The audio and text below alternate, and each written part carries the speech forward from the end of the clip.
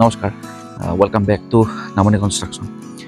আজি আছোঁ আমি কদমতলত এটা আমাৰ ডুপ্লেক্স ৰেচিডেঞ্চিয়েল বিল্ডিং কনষ্ট্ৰাকশ্যন হৈ আছে। এইটো G+1 ৰেচিডেঞ্চিয়েল বিল্ডিং। তো আহক কিমানখিনি কাম আগবাঢ়িছে মই আপোনালোকক দেখাওক, আৰু বিল্ডিংটোৰ কেনেকুৱা কি ধৰণৰ ৰুমবিলাকৰ আমি প্ৰভিজন কৰাইছোঁ সেইটো অলপমান দেখাবলৈ চেষ্টা কৰোঁ।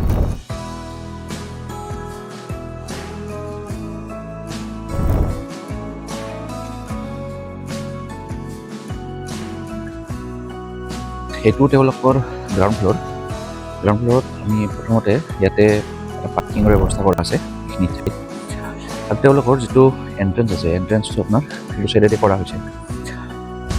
আৰু তাৰপিছত যিটো মেইন হল আছে, হল বা ড্ৰয়িং ৰুম যিটো আছে, ড্ৰয়িং ৰুমৰ একচেছটো মেইন ডোৰৰ ফালৰ পৰা হ'ব।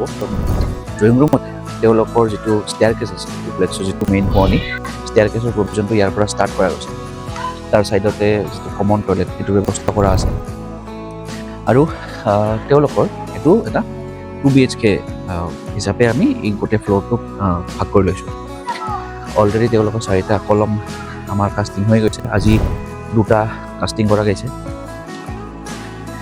তো এওঁলোকৰ যিটো ওপৰৰ পাৰ্ট আছে, ওপৰৰ পাৰ্টত আমি তাতেও 2 BHK হিচাপে আমি গোটেই পাৰ্টটো ভাগ কৰা আছে।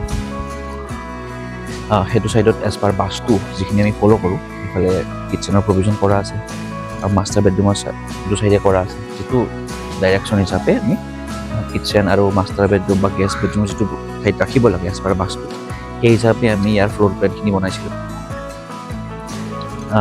আপোনালোকে চাব পাৰে অলৰেডি কাষ্টিঙৰ যিখিনি কোৱালিটি আমি যিখিনি মেইনটেইন কৰি ইয়াতে কাষ্টিংটো কৰিছোঁ।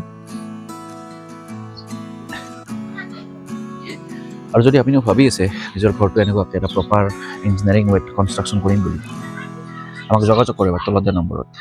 ধন্যবাদ।